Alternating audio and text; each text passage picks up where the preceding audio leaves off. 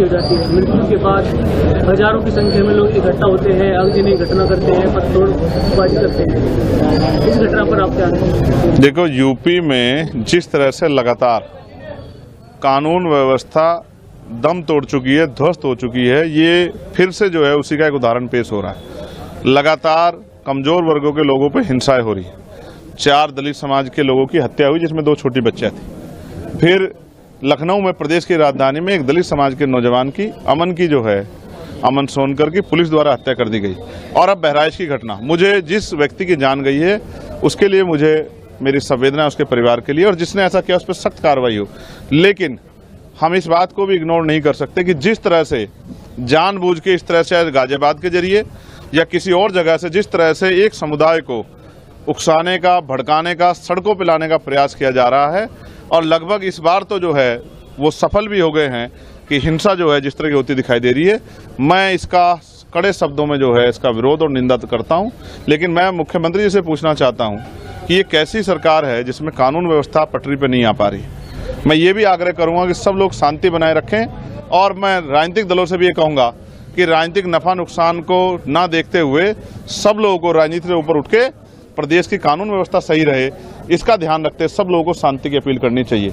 लेकिन मैं इसके साथ साथ उत्तर प्रदेश के मुख्यमंत्री से भी ये कहूँगा कि उनको आज राजधर्म का पालन करना चाहिए और अपराधियों पर सख्त कार्रवाई करनी चाहिए, और कानून व्यवस्था जो है वो बहाल हो, असुरक्षा की भावना खत्म हो, और प्रदेश में और कहीं हिंसा की आग न जाए, इस बात का ध्यान रखते हुए सख्ती से कार्रवाई करनी चाहिए, जिससे कि आमजन अपने आप को सुरक्षित महसूस करें। अगर मुख्यमंत्री राजधर्म नहीं निभाते तो हमें मानना चाहिए कि ये सरकार का फेलियर तो है, और ज़्यादा उम्मीद सरकार से हम लोग नहीं कर सकते। यूपी कांग्रेस राष्ट्रीय अध्यक्ष अजय राय ने कहा है कि पूरे प्रदेश में जंगल राज है, बहराइच में गोलियां चल रही है, मुख्यमंत्री जी को इस्तीफा देकर मठ में वापस चला जाना चाहिए। ठीक है, ये उनका अपना निजी बयान है, मगर मैं आपसे फिर ये कहूँगा कि जब धुआं उठेगा तो सवाल पैदा होंगे। तो इसके लिए कौन जिम्मेदार है?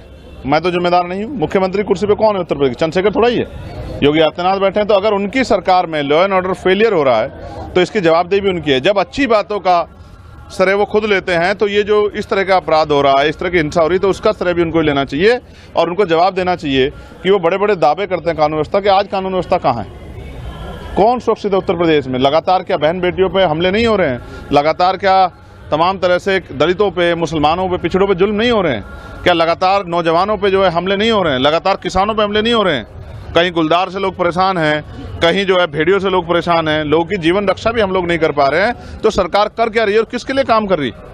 मुझे बड़े दुख के साथ कहना पड़ेगा, उत्तर प्रदेश में जो सरकार है मौजूदा, उसकी संवेदनशीलता जो है वो मर गई है, जिसका खामियाजा उत्तर प्रदेश की जनता को चुकाना पड़ रहा है। मुख्यमंत्री राजधर्म निभाएं और सख्ती से निभाएं, और जिस तरह की उद्दंडता करने वालों पर सख्त कार्रवाई करें, जिससे कानून व्यवस्था बहाल हो। अब आप मुझसे ये मत कहिएगा कि सहयोग से वहाँ भी एनडीए की सरकार है।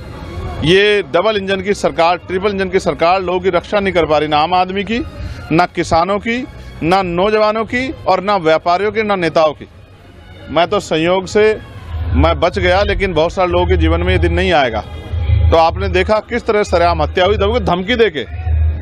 तो इस पे जो है ये किसी के ऊपर टिप्पणी करने पहले अपने गिरवान में जाके सरकार को देखना चाहिए कि वो इस प्रश्न चिन्ह का जवाब, इस सवाल